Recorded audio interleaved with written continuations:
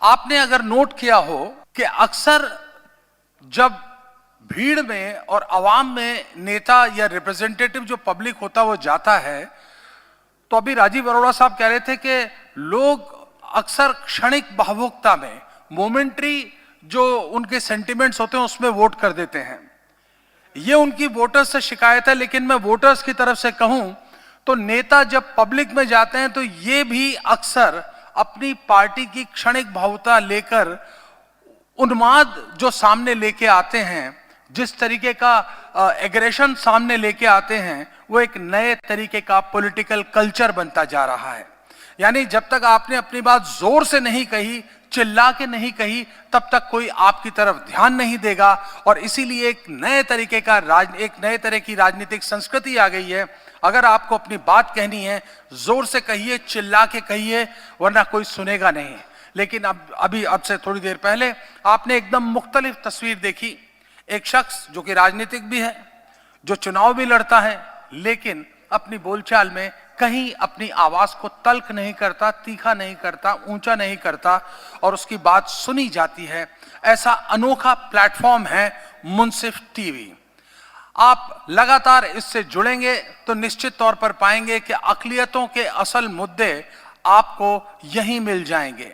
और आने वाले चुनाव में ये बस शुरुआत भर है। आप देखेंगे किस तरीके से मुसलमानों की, सिखों की, ईसाइयों की, जैनियों की, अक़लियतों की और मेन स्ट्रीम की भी आवाज आपको मुंसिफ टीवी पर नजर आएगी। अगर आप अभी मौजूदा में भी हालात में देखें तो उत्तर प्रदेश, उत्तराखंड, हरियाणा, राजस्थान, तेलंगाना, लगभग पूरे देश का और खासकर जो हिंदी पट्टी है उसके सभी राज्यों की जो खास खबरें हैं, वो सारी खबरें आपको मुंसिफ टीवी पर बहुत छोटे छोटे बुलेटिन में 20 मिनट 25 मिनट में एकदम क्रिस्प, बिना खींचे हुए, बिना दर्शकों को झिलाए हुए वो खबरें आपके सामने रहती हैं।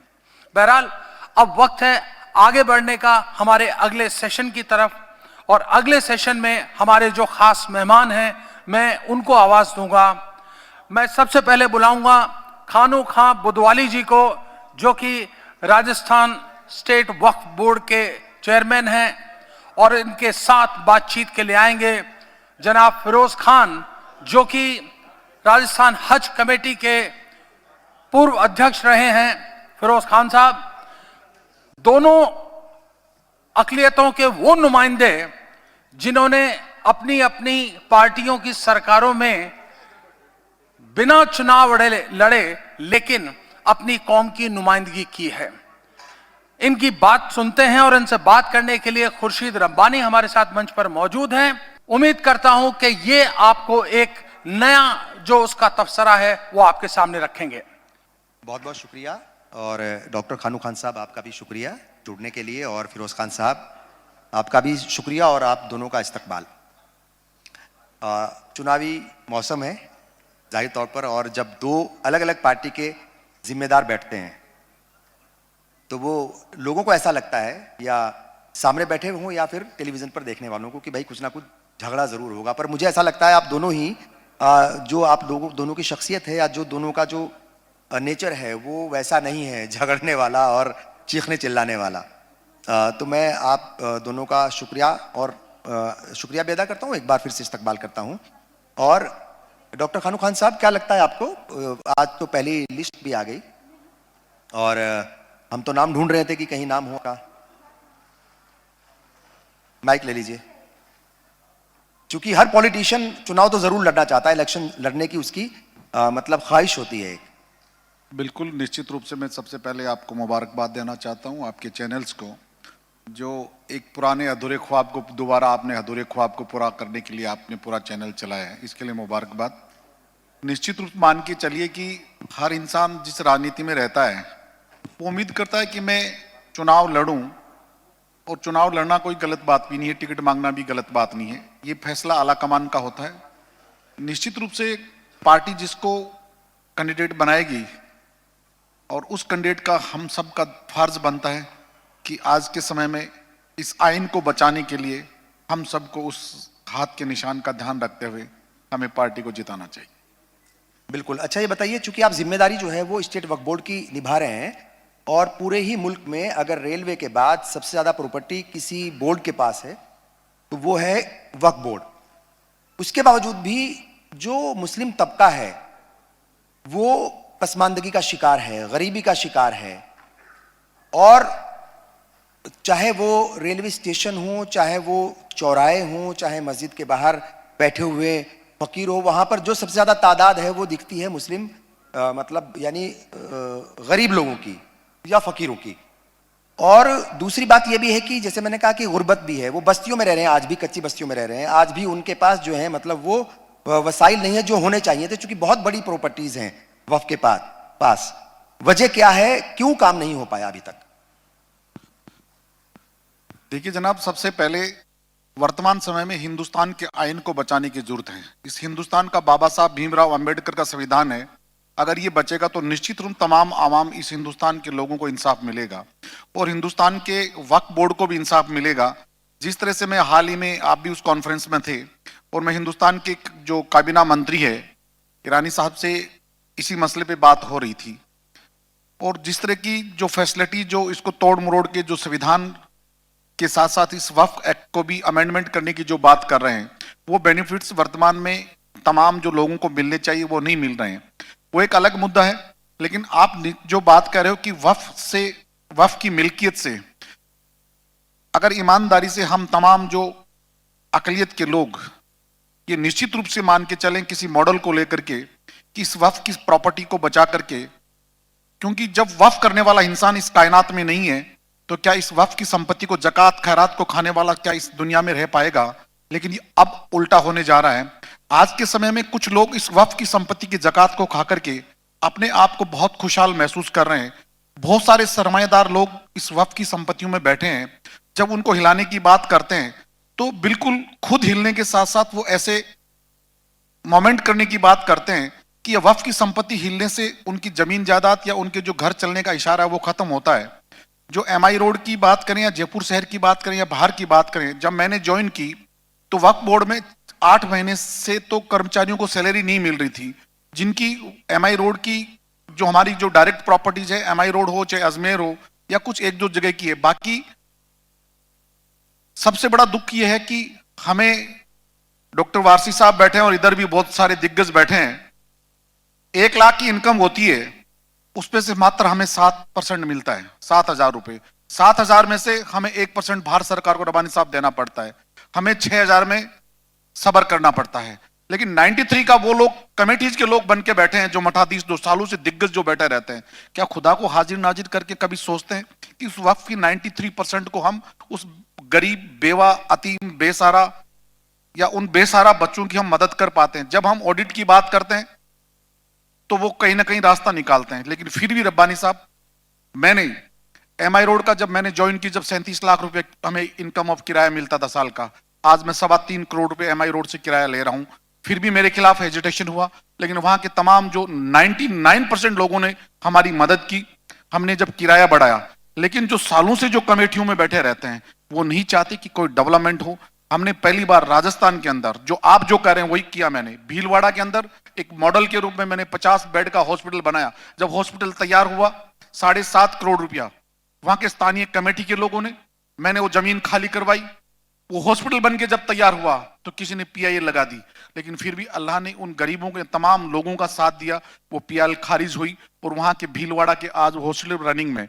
उसके अलावा एक मॉडल रूप में प्रतापगढ़ के अंदर सीनियर स्कूल, जो 12 बीघा जो हमने जमीन अलॉट की, उस जमीन में से आज स्कूल बनने के लिए वहां की लोकल कमेटी के द्वारा शास्त्री सर्किल उदयपुर में, आप निम्बेड़ा के हॉस्पिटल नहीं तो हमने ईदगाहों के जो निर्माण थे चित्तौड़गढ़ के अंदर 70 साल में, सबसे ऐतिहासिक चीज बता रहा हूं, जिसमें 150 घरों की कच्ची बस्तियां अलग अलग जो समाज के लोग बसे हुए थे, उसको खाली कराने के लिए हमने वहां के तमाम बासिंदों से सहयोग लिया, जो हर मजहब का उसके अंदर, जो आप जो कह रहे हो इस चैनल के थ्रू, उन लोगों ने, चाहे किसी भी मजहब का व्यक्ति था, उन्होंने वहां, उन लोगों ने हमारी मदद की और मदद करके आज की एंड लॉक करने का काम 70 साल में हमने कब्जा और करवाने की बात नहीं की, हमने खाली करवा के आज जिस जो कमेटी को संभालते हैं, आज राजस्थान के हाई कोर्ट के वालिद हैं, जो सीनियर एडवोकेट है राजस्थान के अंदर, उन लोगों को हम सलाम करना चाहिए।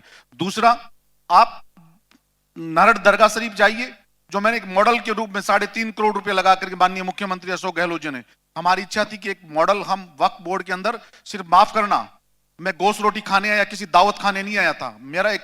मैं जिस एक साधारण गांव से आया था, एक किसान का लड़का हूं, एक फौजी का लड़का हूं। मैं 10 किलोमीटर पैदल जाता था और 10 किलोमीटर वापस आता था। 55 डिग्री के तापमान में हम पैदल चलते थे, पीने को हमें पानी भी नसीब नहीं होता था। हम जमीन पे गंदा पानी भी पी करके, जिस स्टेज पे मैं बैठा हूं आपके चैनल के थ्रू, चूरू जिले से आता हूं मैं, 55 डिग्री तापमान, ये हमारे साथी भी बैठे हैं, इनका ननिहाल भी मेरे वहीं पर भी है। लेकिन उस स्ट्रगल को देखते हुए एजुकेशन के इदारे बनने चाहिए। हमने 3.5 करोड़ रुपए नारायण शरीफ दरगाह के अंदर, आप देखिए जो वहां का बूचड़ खाना है, जयपुर शहर के तमाम जो मेरे लेफ्ट साइड में बैठे हैं, एक बार विजिट करके तो देखें कि उस बूचड़ खाने को हमने किस तरह से, जो एक अरब में बनता है, किस तरह से हमने तैयारी करके बनाया। एक मॉडल तो एक बार देखें, कम से कम हमारी पॉजिटिव नहीं तो नेगेटिविटी तो आप बाजार में बताएं तो सही कि हमने काम किया कि नहीं किया है। भरतपुर के अंदर बयाना जो 70% जो वफ लैंड है, उसको हमने लड़ाइयां लड़नी पड़ती है, तो हमें बहुत सारे शहरों में, भवानी मंडी झालावाड़ के अंदर 132 दुकानों में, जिसमें 22 साल से किसी एक पर्टिकुलर व्यक्ति का कब्जा था, किसी भी कमेटी के सदर आए, मैं तो मानता हूं मेरे से 1000 गुना अच्छा किया होता, लेकिन उनसे खाली करवाने का काम रब्बानी साहब किसी ने नहीं किया। हमने रिस्क ली, कमेटी चेंज की, हमने बनाई, और जब इनकम शुरू हुई तो सबसे पहले हमने कहा कि इस मस्जिद के पैसे इमाम और मौजिन को मिलना चाहिए। हम पैसे इमाम को क्या देते हैं? 10,000 रुपए में हमारा 1 लाख में घर नहीं चलता। मैं तो सलाम करता हूं उन पैसे इमामों को और मौजिन को जो 10,000 में अपना घर चला के खुशहाली महसूस करते हैं। लेकिन सबसे पहले मैंने कहा कि तमाम जो भवानी मंडी से 132 दुकान, पहली बार मारवाड़ मुस्लिम एजुकेशन, आप भी बड़े मैनेजमेंट के आदमी, मोबाइल थोड़ा बाद में देख लें, हमारी भी सुन लें आप, हम भी आपकी सुनेंगे। तो हमने पहली बार इनके मॉडल को, मारवाड़ मुस्लिम भी मेरी यूनिवर्सिटी है, जिसको 2.5 करोड़ रुपए साल का तकिया चांसा से मैं देता हूं आपको, 2.5 करोड़ रुपए साल के देता हूं मैं इनको। पर उन्होंने निजाम बनाया है ना, निजाम बनाया, एक मॉडल है, हाँ। राजस्थान का मॉडल पूरे हिंदुस्तान के अंदर, हाँ। जो इनके मॉडल को लोग सलाम करना चाहिए। लेकिन इनको भी देखो आज सफर किस हालात में सफर। अच्छा, ये क्या वजह है डॉक्टर साहब कि वक्फ बोर्ड का चेयरमैन कोई भी हो, वो विवादों में जरूर फंसता है, कुछ करने की कोशिश करता है, कोई जगह खाली कराने की कोशिश करता है, या वो करता है। मस्जिद रेजिडेंसी का मसला कुछ हुआ है, उसमें भी शायद आपको लेकर के, आपके ऊपर कुछ जो है वो सवालात उठाए गए, कुछ हॉस्टल बनना था, उसमें भी जो है वो सवाल उठाए गए। ये वजह क्या है? ऐसा क्यों है? शौकत साहब हाँ। मेरे मेंबर थे उस समय में। हाँ। मैं आज जिस फर्स्ट मीटिंग में आपके साथ गया जी, मैं ईमानदारी से खुदा को हाजिर नाजिर करके बात कहना चाहता हूँ। तमाम जो लोग बैठे, मेरे एक साथी थे झुंझुनू के, एक कुरैशी और एक कायम खानी, दोनों बिजनेस पार्टनर थे। उनकी इच्छा थी कि मैं एक मस्जिद या किसी में एक पैसा लगाना चाहता हूं। उन्होंने हमें कहा कि, मैंने कहा जाहिर है शौकत कुरैशी साहब यहाँ के चाणक्य MI रोड के MD रोड के पुराने मेंबर है, और मेरे में रिश्ते में खालू भी हैं ये, और वो जो हेजिटेशन कर रहे थे वो इनके शागिर्द भी है। तो हमने कहा कि अगर आप चाहें तो इसमें एक आलिमाओं का हॉस्टल बन जाए, सुबह पेशी इमाम साहब पढ़ा दें, 8 से 12 वहां की जो बच्चियां आसपास में मोहल्ले की हो, और शाम को इशा की नमाज के बाद जो बच्चियां 40 जो हॉस्टल कमरे बन रहे थे, उस कमरों में 40 बच्चियां वो रह लें। उनको या तो बच्ची पे करेगी, या नहीं करेगी तो 1000 पर हेड वक्फ बोर्ड पे करेगा। और हमने कोई कॉमर्शियल दुकान करने की बात नहीं की थी, उन्होंने उसका इंटरप्रिटेशन गलत किया। आपको क्लियर कर दूं, मैंने कहा इसके सबसे बेस्ट तरीका यह है, हाँ। आप इसमें बैंक के संबंधित जो ये लेके चलते हैं, हमारे जोधपुर मॉडल जो लेके चलते हैं, कि इसकी इनकम से एक बैंक को देंगे, क्योंकि अगर दुकान होगी, चाय पानी की बच्चियां रहती है किसी हमारी, अगर वो नीचे शोर शराबा हो तो बैंक को एक किराया मिलेगा, और जो उस वक्फ बोर्ड उसका सदर नहीं था, जो वहां के मस्जिद के पैसे इमाम होते, कमेटी के मेंबर होते, वही उसके मालिक होते। हम तो सिर्फ बना के दे रहे थे, पैसे मेरे बाप के नहीं थे। पैसे लगाने वाला झुंझुनू का एक कुरैशी और कायम खानी थे, उनके हलाल का पैसा था। जब उनको ये पता लगा, मोती डूंगरी में उनकी रिश्तेदारियां भी है, इस पैसे की कहीं ना कहीं गड़बड़ हो रही है, मतलब मेरी मुखालफत हो रही है, उन्होंने कहा खानू भाई मेरे पैसे आप माफ करना, हम कहीं, उन्होंने 10 मस्जिदों में वही पैसा अलग अलग दे दिया। ठीक है, हमारा बात क्लियर हो गई। अब हॉस्टल की बची बात। हाँ। मेरी इच्छा थी कि, क्योंकि मैं तो हॉस्टल में रहा हूं, गांव से आया हूं, हॉस्टल का हालात बहुत खराब हैं। शहर में रहने वाला लोग कतई नहीं चाहता, अर्बन एरिया का आदमी कतई नहीं चाहता, वो नहीं चाहता कि हॉस्टल बने इजी गोइंग।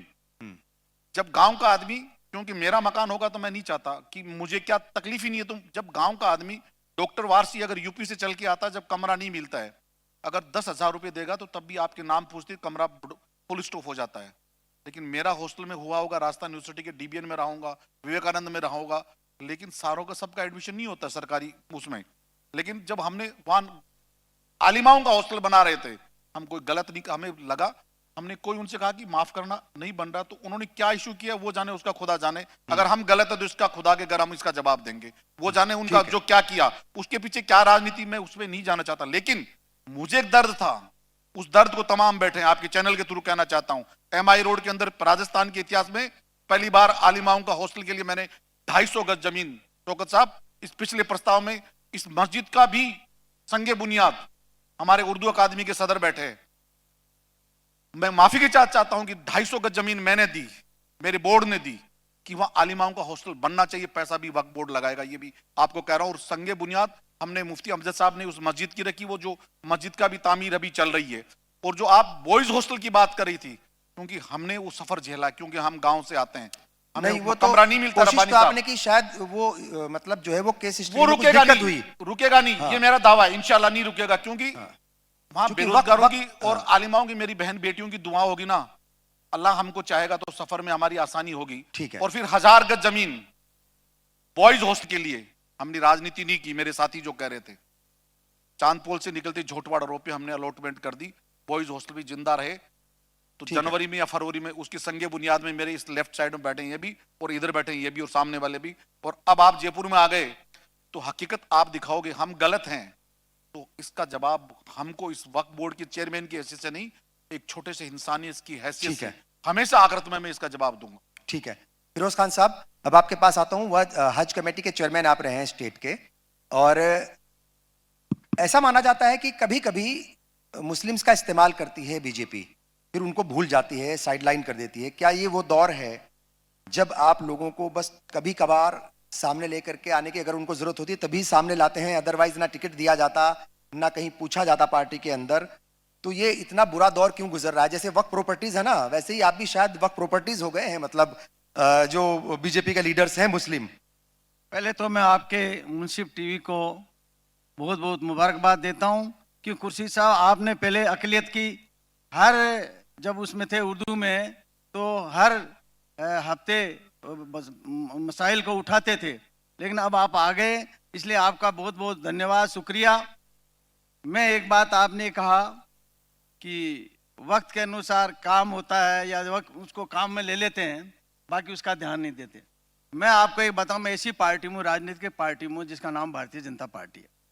मैं मेरी पार्टी को बहुत बहुत उसका शुक्रिया अदा करता हूं, उसको धन्यवाद देता हूं कि ऐसे कार्यकर्ता, ऐसे लोग, सिवाय टिकट के लिए नहीं आना चाहिए आदमी को। आज समाज की, कौम की इतनी, अभी अध्यक्ष जी ने, खानू खान जी ने बातें बताई कि इतने बड़े मसाइल से, इतने काम है, एक टिकट और MLA बनने से नहीं, आदमी कार्यकर्ता किसी राजनीतिक पार्टी में काम करता है। आज मैं आपको एक बात बता रहा हूं, मैं आपके विषय से अलग, कि आज जितने भी मुकदमे चल रहे हैं, आज मुसलमानों में जो फर्जी मुकदमे बनते हैं, सालों वो कोर्ट में पड़े रहते हैं, जेलों में पड़े रहते हैं, उनके बारे में कोई नहीं सोचता। झूठे मुकदमे आज सबसे ज्यादा, आप देखिए, मुझे शर्म आती है कि हर जेल में सबसे ज्यादा मुसलमानों की तादाद है। कारण कि उनमें झूठे मुकदमे बनाए जाते हैं, ऐसे मुकदमे बनाए जाते हैं जिसका कोई लेना देना नहीं, और उनका मुकदमा की पेशी वो नहीं पड़ती, उनको इंतजार करना पड़ता है कि अब की बार पेशी। तो मैं ये कह रहा हूं कि कोई भी सरकार में जो नुमाइंदगी करता है हमारे कौम की, उसकी ओर भी ध्यान देना चाहिए कि समाज के लोग, जो ये जवान लड़के, जो जिस प्रकार की, उनका कोई दोष साबित होता ही नहीं, 2-2, 3-3 साल पड़े रहते हैं। तीसरी बात, आपने अभी ये बात कही कि आप काम में तो ले लेते हैं, लेकिन उनके बारे में आप सोचते नहीं। मैं आपको ये बता रहा हूं कि आज मैं बताऊं, मैं एक मंत्री के नाते यहां बैठा हूं, हमारी पार्टी ने बिना चुनाव के 6 मंत्री बनाए, और आज वो मंत्री का दर्जा दे करके आज हमें लोग मंत्री कहते हैं। तो पार्टी करती है, उपयोग में नहीं लेती। पार्टी जो मेहनत करता है कार्यकर्ता, अगर आप चुनाव लड़ते हैं, टिकट नहीं मिलती, आपके जीतने की संभावना कम है, तो पार्टी आपको वैसे भी आपको इज्जत बख्शती है। इसलिए मुसलमान, लेकिन हम बनने के बाद, अभी खानू खान जी ने कहा, मैं खानू खान जी से एक बात पूछना चाहता हूं।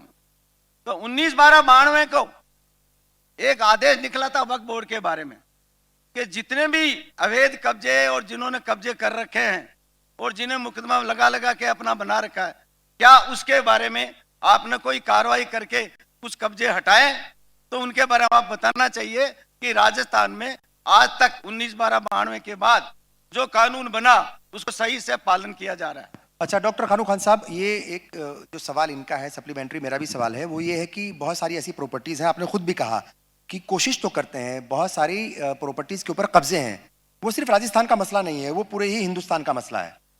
और पावर्स नहीं है वक्फ बोर्ड के पास उतनी पावर जितनी होनी चाहिए, क्योंकि आप जो है कई बार कोशिश तो करते हैं। जो हाँ। जो न्यायालय में जज की नियुक्ति होती है उसका भी अपने वक्फ बोर्ड में होना चाहिए। ये 19/12/92 का आदेश भैरूची जी की सरकार ने लागू किया था। ठीक है, तो जैसे अलग अलग जिलों के अंदर ऐसी बहुत सारी प्रॉपर्टीज हैं, वो आपने भी आइडेंटिफाई की हैं, आपसे पहले जो लोग थे उन्होंने भी आइडेंटिफाई की है और कोशिश भी की है, मगर पॉलिटिकल प्रेशर के चलते कई बार जो है वो करप्शन के चलते वो खाली नहीं हो पाती या नहीं करा पाते। और मिर्जा इस्माइल रोड के ऊपर भी 2-3 ऐसी प्रॉपर्टीज हैं जिनको कोशिश की गई, वजह क्या है, मतलब वो खाली क्यों नहीं करा पाते उनको? देखिए, आप राजनीति करोगे तो पॉलिटिकल प्रेशर आता है, लेकिन मेरे पे कभी पॉलिटिकल प्रेशर ना मैंने माना, ना मेरे को किसी ने फोन किया। लेकिन सबसे अच्छा जिस एरिया में गया, मैंने नागौर के डीडवाना में 185 बीघा जमीन, जो 12 बीघा में जो मुफ्ती साहब भी बैठे हैं, स्कूल भी चला रहे हैं डीडवाना के पास, 185 बीघा जमीन मैंने डीडवाना में खाली कराई, जिसमें 12 बीघा में मकान कच्चे बच्चे बने हुए थे। आती है, लेकिन हमने ये कहा कि वक्फ की लैंड है, किसी का भी फोन आए अपना स्विच बंद करो और ये वक्फ की जमीन खाली करो। प्रॉपर नागौर के अंदर बड़ी दरगाह के पास एक बताते हैं कि वो बहुत बड़ा जिस कैटेगरी का व्यक्ति था कि ये कुछ भी कर सकता है, तो मैंने कहा इससे भी जमीन खाली हो। जोधपुर का भी अतीक साहब बैठे हैं, इन्होंने खुद वहां मॉनिटरिंग भी की, हम मॉनिटरिंग कर रहे थे। जो 7 बीघा जमीन जो हार्ट ऑफ जोधपुर सिटी थी, गंगानगर 5 बाई की, जो कहीं कुछ लोग मीडिया में भी सोशल में डाल देते हैं, कर्नल इकबाल की जमीन थी 450 बीघा। हमसे पहले 20 साल पहले कोई सदर बने हुए थे, उस जमीन को हमने चैलेंज किया और शायद इंशाल्लाह जमीन आ जाएगी। एक वक्फ बोर्ड के मेंबर हनुमानगढ़ से जिनका ताल्लुक था, जिसको मदरसे के लिए जमीन चलाने के लिए दी थी, उस भले मानुस ने जमीन अपने बच्चों के नाम करवा ली। और जो जज साहब, अभी जो सम्मानीय न्यायालय ने जो फैसला दिया अतीक साहब, हमने उस महामहिम मेंबर से जब जमीन ली, हमारे खिलाफ हाई कोर्ट गया है, लेकिन मैंने जमीन 40 बीघा अभी लेटेस्ट 10 दिन पहले उनसे लेकर के करणपुर गंगानगर की, जो वहां गंगानगर की कमेटी थी, उसमें जो भवानी मंडी में किया, वही वहां के जो लोगों को बुला करके कि इसका पैसे की इनकम जो है वहां के तमाम जो इस सराउंडिंग में रहने वाले मस्जिद मदरसों के पेशीमाम और मौजिन को मिलने चाहिए, और जहां बिजली पानी की जहां तादाद में कम अकलियत के लोग हैं उनको इसका बेनिफिट मिलना चाहिए। हम तो कहते हैं, हम झूठ बोलते हैं, उसके खिलाफ आप आरटीआई लगाइए, आजकल तो ओपन सिस्टम है हमारा किसी से।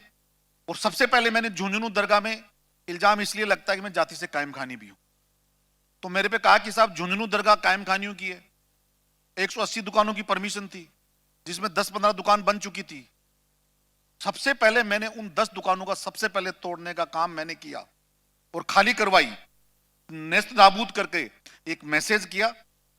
हमने सिंघाड़ा की जमीन का जो बार बार जो सोशल मीडिया में कोई कुछ भी उठा के, पता हो कि ना हो, बोलना बहुत इजी है, जिस पे लोगों का कब्जा था उस कब्जे को खाली करवा के अभी कोर्ट का स्टे है। हमने जमीन किसी को अलॉट नहीं की। आप सुनिए पहले फिरोज साहब, शांति रखो। जब जमीन हमने खाली करवाई, जमीन आज भी खाली है। हम चाहते हैं वहां डेवलपमेंट होना चाहिए। झुंझुनू में हमने एक एजुकेशन के लिए भी जगह दी है। चूरू के अंदर मैंने अभी लेटेस्ट ख्वाजा गरीब नवाज के नाम से 25 लाख रुपए भी दिए और 2,500 गज जमीन पे दी, और जिसमें 5 करोड़ का प्रोजेक्ट है। आप कभी भी जाकर के आप देख सकते हो अतीक साहब कि वो बन रहा है या नहीं बन रहा है, इसका सफर देखना चाहिए। कि एक प्राइमरी मिडिल स्कूल थी जिसमें 30 साल से ज्यादा नागौर के अंदर बड़ी दरगाह के अंदर आती थी। जो महामहिम किस पार्टी से ताल्लुक थे मैं ये नहीं कहना चाहता, क्योंकि मेरे पास ही बैठे नाम लेऊंगा अच्छा नहीं होगा। हमने खाली करवाई। हमने कहा कि ये स्कूल आम आदमी के काम आने चाहिए, वहां का मैनेजमेंट वक्त करे। हॉस्टल भी हम बना रहे हैं कि अगर हम अकलियत के लोगों को कुछ मॉडल नहीं देंगे ना, तो ये नहीं कि मैं सिर्फ गोश्त रोटी खा के दावत में चला जाऊं, क्योंकि लोग मुझे नहीं बुला रहे हैं, ये खानू खान की गाड़ी को बुला रहे हैं। खानू खान चेयरमैन है तब तक वरना पहले भी नहीं बुलाते थे हम, क्योंकि हम तो शेखावाटी के आदमी कड़वी बोल जाते हैं, बुरा भी लगता है। हमारी नीयत किसी के प्रति भी, चाहे सी स्कीम हो, चाहे जयपुर हो, चाहे जोधपुर हो, चाहे बाड़मेर हो, चाहे जैसलमेर हो, बाखुदा हम किसी के दिल में रह करके ये नहीं करते कि हम इसके खिलाफ, लेकिन जो वक्फ की संपत्ति खाएगा, अगर मेरे वालिद भी आएगा तो उसके खिलाफ भी मुझे आवाज उठानी पड़ेगी। तो 101%। और जितनी मैंने राजस्थान की आप आरटीआई लगाई है, मैं जवाब देता हूं, सबसे ज्यादा बच्चों के मैंने अगर सबसे ज्यादा फीस दी है तो हमने साइलेंटली, मैंने कभी मैं पोस्ट नहीं करता अतीक साहब, कभी पोस्ट नहीं करता मैं। जब मुझे एक बच्ची घाट गेट में एक इंग्लिश मीडियम की स्कूल है कि रात को हमारे किसी मित्र ने कहा, शौकत साहब, कुरी साहब, मान लो किसी ने भी, कि अगर सुबह इस बच्ची की फीस जमा नहीं होगी तो बच्ची सुसाइड कर लेगी। सीनियर की बच्ची थी, उसके 35 से 40 हजार फीस देनी थी। हमें आप जैसा कोई आया, हमने इशारा किया, बच्ची की फीस जमा हो गई।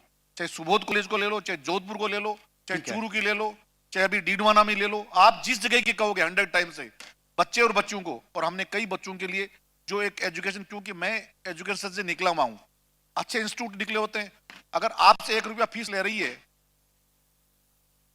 तो हमसे 50% में आप जैसे आदमी हमें डिस्काउंट दे देते हैं। उन बच्चों का लिए सीएलसी का हो, चाहे अन्य कोई कॉलेज इंस्टीट्यूट हो, चाहे जयपुर शहर के अंदर हो, चाहे राजपूत महासभा का इंस्टीट्यूट हो, वहां हिंदू राजस्थान से आने वाली अकलियत के लोगों को ठीक है, जितना हमने कोशिश की है, और हमने हमारी कोचिंग के द्वारा भी हमने ये कोशिश करते हैं इस वक्त की संपत्ति को अगर हम मॉडल के रूप में, लेकिन ये नहीं कि हमने एमआई रोड पे टेक वेक बना करके इस वक्त की संपत्ति को खुर्द बुर्द करें और अच्छे रहाइश के रूप में उसकी इनकम को हम हमारे घर लेके जाएं। हम कहते हैं जकात का पैसा है, और इस वक्त की जमीन को जब वक्त करने वाला इंसान इस दुनिया में नहीं रही है, तो इस वक्त की जकात को खाने वाला इंसान क्या इस दुनिया में रहेगा क्या? एक बार उसको जरूर सोचना चाहिए। कुछ कहना चाह रहे थे आप? माइक पे। हाँ, मैं आपको ये कह रहा हूँ कि जो मैं उसका जवाब दे दूं आपको। अवैध कब्जे जो है, अवैध कब्जे, अरे अवैध कब्जे तो खाली करा लिए, कितने अभी है और कितना खाली करने की स्थिति में है, ये आप कुछ आंकड़ा बता सकते हो? आपके फिरोज साहब, आप तो कहां बोलते हो। पहली बात तो जज की नियुक्ति वक्फ बोर्ड नहीं करता, ये जीएडी करता है। वक्फ बोर्ड के अंडर, मेरी बात तो सुन लो आप, तो आप सर बात तो सुनो ना सरकार से, या तो मैं बंद हो जाऊं। हम नहीं कर सकते, क्योंकि ये स्टेट जुडिशरी अलग डिपार्टमेंट होता है। ये तमाम जो लोग बैठे हैं उनमें एक सीनियर डीजे, प्रिंसिपल रैंक का डीजे सरकार देती है। हमारा तो शुक्र अदा है कि न्यायालय वक्फ बोर्ड के अंदर है, लेकिन आपकी गवर्नमेंट की मेहरबानी है कि वो न्यायालय भी, शायद अगर एक नया सर्कुलर आ रहा है, आपकी वो सुप्रीम कोर्ट में पीआईएल भी लगी हुई है, आपकी आरएसएस बजरंग दल की जो टीमें जो काम कर रही है कि वो वक्फ बोर्ड का जो है कि वक्फ आई कैसे, उनको यही पता नहीं। कब्रिस्तान में क्या इनकम होती है, एक किसी ने क्वेश्चन लगाया, मैंने कहा भाई इस कब्रिस्तान में इनकम क्या होती है, एक बार कब्रिस्तान आके देख ले, परमानेंट इनकम का पता लग जाएगा। तो हर इंसान को आवश्यकता है शमशान घाट और कब्रिस्तान। तो इसमें अब आप जो कह रहे हो, इसमें टोटल संपत्ति फिरोज साहब 19,623 संपत्तियां हैं, जिसमें 1192 पे केस चल रहा है, जिसमें 13 संपत्ति ऐसी है जिसमें सुप्रीम कोर्ट में है, और 100 से अबाउ संपत्ति जो हमारे हाई कोर्ट्स में चल रहे हैं। हमने अभी एमआई रोड पे ग्रीन ढाबे को खाली करवाया। राजस्थान के इतिहास में पहली बार डीएलसी के रेट पे फैसला आया है, कलन के बाग में डीएलसी की रेट पे। राजस्थान के इतिहास में हमने केस लड़ा, हमने हमारा पुराना पैनल था उसको चेंज किया। हमें 5,000 वाले लॉयर्स नहीं चाहिए, हमें अगर लाख रुपए भी, हमने कहीं ना कहीं, चाहे हमारे जो शौकत साहब बैठे हैं सीनियर मेरे बोर्ड के मेंबर हैं, इधर मुस्लिम जो हमारे उर्दू अकादमी हो, मारवाड़ हो, हमारे खान साहब जो बैठे हैं, हमारे सलाम जोहर साहब जो बैठे हैं, हर लोग जो कहीं न कहीं जो सोशल या दूसरे सामाजिक या दूसरे शिक्षक जो लोग जो हमें मदद करते हैं, वक्त की भी कमी है। हम इस चीज की वक्त की बिल्कुल वक्त के साथ साथ इस वक्त को बचाने के लिए हम सब लोग नहीं आएंगे। ये बताइए, रहमान खान साहब के रहते कुछ जो है वो कुछ प्लानिंग हुई थी, और कुछ अलग अलग जगहों पर, बड़े बड़े शहरों में, अलग अलग सूबों में, और खासतौर से राजधानी जो है, मतलब अलग अलग सूबों की, वहां पर उन प्रॉपर्टीज को आइडेंटिफाई करके वहां पर ऐसी कुछ बात हुई थी कि मॉल बनाया जाए, कुछ ऐसी पेशकश की गई थी, मतलब कुछ ऐसा प्रस्ताव था। बिल्कुल हम चाहते हैं कि वक्फ जो क्या क्या अड़चन है, क्यों जो है वो काम रुक गया? कई बार जो मैंने कहा ना कि जमीन पे कब्जा तो खाली के लिए ऑर्डर तो हो जाता है, लेकिन वहां के सरमाएदार व्यक्ति कहीं ना कहीं, ट्रांसपोर्ट नगर के सामने, गुरुद्वारे के सामने एक बहुत बड़े जयपुर के जोहरी हैं, पीछे से बुशटप वो करते हैं, कब्जा खानू खान का है, खानू खान की हैसियत नहीं है उस कब्जा कर ले। लेकिन मैंने कहा ना, अच्छे लोग, उनकी नीयत है कि वो जमीन फ्री में मिल रही है। सबसे ज्यादा जो भाषण देता है, सबसे ज्यादा वकालत करता है, वक्फ की वकालत करता है, वही कब्जादारी, वक्फ का कब्जादारी है। आप 2012 में वक्फ की जमीन का हमें किराया देते हो, और 2014 में आप रजिस्ट्री करवा लेते हो। आप जो मतलब अच्छे इंसान की बता रहा हूं, और जो जयपुर में सबसे ज्यादा वक्त की वकालत करता है वो आदमी सबसे ज्यादा वक्त की वकालत करता है। एक बार सोचें, वो क्या वक्त की जमीन ऑलवेज वक्त होती है, और अगर इंसान कर भी लेता है, जैसे मैंने कहा ना, हमने अभी करणपुर में, गंगानगर में, हनुमानगढ़ में और झुंझुनू में भी, और चूरू जैसे शहर में, मैं जहां से मैं बाई बर्थ आता हूं, हमने वहां भी खाली करवाया। वक्फ और देवस्थान बोर्ड को आप चैलेंज नहीं कर सकते, लेकिन दुख इस चीज का है कि वक्फ की संपत्ति 2012 तक, अतीक साहब 2012 तक, पुरी साहब भी बैठे हैं, 2012 तक जो हमारे किराएदार थे, आज उन्होंने एमआई रोड से लेकर के और सबसे ज्यादा ट्रांसपोर्ट नगर के अंदर 14 दुकानों का बेचने का, और उन लोगों ने काम किया। हमने उनको चैलेंज वोट करने वाले भी आपकी कम्युनिटी के लोग हैं। हाँ। हमारी कम्युनिटी करते हैं। हाँ। सबसे ज्यादा कम्युनिटी के लोग जो सरमाएदार, जो नुमाइंदगी करते हैं, ये सोचने का वो लोग, हाँ, उनको एक बार आप लोगों को सोचना चाहिए। ये सोचने का विषय है सबके लिए। दरगाह के अंदर और 2-2 गज के प्लॉट हैं, चार्जर सबको पता है, एक मेंबर नहीं जाता वहां पे। भाई आप मेंबर बनते हो, आपको जाना चाहिए, प्रेजेंट हो चाहे एक्स हो, आपका अधिकार है, आम आदमी को जाना चाहिए। क्या वहां 2000 गज का प्लॉट बन रहा है, आपको क्या दिखाई नहीं देता? 100 चार्जर मशीनें लगी हो, क्या दिखाई नहीं देता? रोज कचौरी पचौरी बन रही, उनको सुनाई नहीं देता? रोज गोश्त रोटी खा रहे हो, क्या दिखाई नहीं देता? कब्रिस्तान के ऊपर कब्र पे गोश्त बना रहे हो, इससे ज्यादा बुरा क्या हो सकता है? अच्छा ठीक है, हम हमारी आखिरत को नहीं सुधारेंगे वक्त की मलकियत हाँ, के लिए। हाँ, वक्त और वक्त दोनों बहुत अहम है। फिरोज खान साहब, आप दोनों से एक ही सवाल है, और वो सवाल ये कि चूंकि इंतखाबात का दौर है, वक्त है, और ऐलान भी हो चुका है, ज्यादातर लोगों के नाम भी जो है वो सामने आ चुके हैं, कांग्रेस ने भी आप लिस्ट जारी कर दी है आज, और बीजेपी की भी दूसरी लिस्ट आ गई है। क्या कुछ अपील करना चाहेंगे आप? किन मुद्दों को लेकर के अवाम जिस वक्त वोट डाल रहा हो उसके जहन में कौन कौन सी बातें जो है वो होनी चाहिए, और क्या कुछ जो है आपकी लोगों से अपील रहेगी, कम से कम अल्फाज में? अभी जो चुनाव हो रहे हैं, मैं तो खासकर राजस्थान के बारे में कह रहा हूं कि इस समय अपने जो मुस्लिम्स के जो मुद्दे हैं, वो मैं तो ये कह रहा हूं कि पार्टी का जो घोषणा पत्र बनता है, उस घोषणा पत्र में सबसे ज्यादा हमारे जो भी समस्याएं हैं, हमारे जो मुद्दे हैं, उनको सब मिल करके दोनों पार्टियों के घोषणा पत्र में देना चाहिए। और जिन जिन पार्टियों ने, आज मैं भारतीय जनता पार्टी की बात कर रहा हूं, केंद्र की बात करूं, कितने मुद्दे थे, कितने, आज आप वजीफे के बारे में देख लिए, 3 तलाक के मामले में देख लीजिए, भारतीय जनता पार्टी ने काम किया। हमारे पूर्व वक्ताओं ने अभी राजस्थान सरकार के बारे में कई बातें कही। मैं यही करूंगा, आने वाले चुनाव के लिए अगर इस कौम की बहबूदी और भला चाहते हैं तो अपने मुद्दों को इनके घोषणा पत्र में शामिल करवाइए, और उनके लिए इन पे दबाव बनाइए कि हमारे मुद्दों को किया जाए। सर 1 मिनट लेना चाहता हूं ना, बस चूंकि वक्त की कमी है, एक सेकंड आप क्या अपील करना चाहेंगे, क्या मुद्दे हो जिनके ऊपर जो है? देखिए, सबसे बड़ा मुद्दा जो स्कॉलरशिप देने की बात बंद किसने किया? सीनियर स्कूल सेंट्रल गवर्नमेंट पैसा देती है, वक्फ को वजीफा देती है, जीरो बैलेंस में आउट, स्कॉलरशिप जीरो बैलेंस में आउट। आपको उर्दू का जो उनमें जो पैसा मिलने वाला सेंट्रल गवर्नमेंट के माइनॉरिटी का, अगर आप अप्रूव करके बता दो कि 1 रुपया रिलीज हुआ है, उसका भी कोई रिलीज नहीं होता। भाषण हम लच्छेदार बोल देते हैं, हम अकलियत की बात करते हैं, वहां तो अकलियत का आदमी तो नुमाइंदगी करने वाला ही नहीं है, कहां बोलोगे आप? जब आपकी श्रेणी ये कर दी गई, सिर्फ आप सुनो, बोलो मत। भैरू सिंह जी के समय जामिया हिदायत चालू नहीं हुई, भैरू सिंह जी के समय जामा मस्जिद चालू नहीं हुई, वहां गोलियां जरूर चली थी। जामिया हिदायत में आप कैसी बात कर रहे हो? चलो, वक्त की कमी है, सीआरपीएफ में कंट्रोवर्सी में नहीं जा रहा था। हाँ। इसलिए हम सब मिलकर के इन चीजों में नहीं जाके कौन क्या देता है, आज समय यह है कि हमें दूसरी बिरादरी से एजुकेशन की जरूरत है। अगर आपके पास इल्म नहीं होगा ना, तो फिरोज साहब, खानू खान और फिरोज के आने से काम नहीं चलेगा, या रब्बानी साहब के, डॉक्टर वारसी या अतीक साहब के एक मुस्लिम मारवाड़ एजुकेशन बना दी, उससे काम नहीं चलेगा। हम जब तक दूसरे समाज के बराबर खड़े होने के लिए, जब तक आप 10 किलोमीटर आपका बच्चा और बच्ची पैदल जाकर के आईएएस और आरएस की हमें वो बने नहीं बने, लेकिन हमारा चपड़ासी और बाबू और कोशिश करनी पड़ेगी। बनती है, उसके तक नहीं बनेगा, कोशिश करने वाला वाला नहीं है। चलिए, बहुत बहुत शुक्रिया, धन्यवाद, बहुत बहुत शुक्रिया।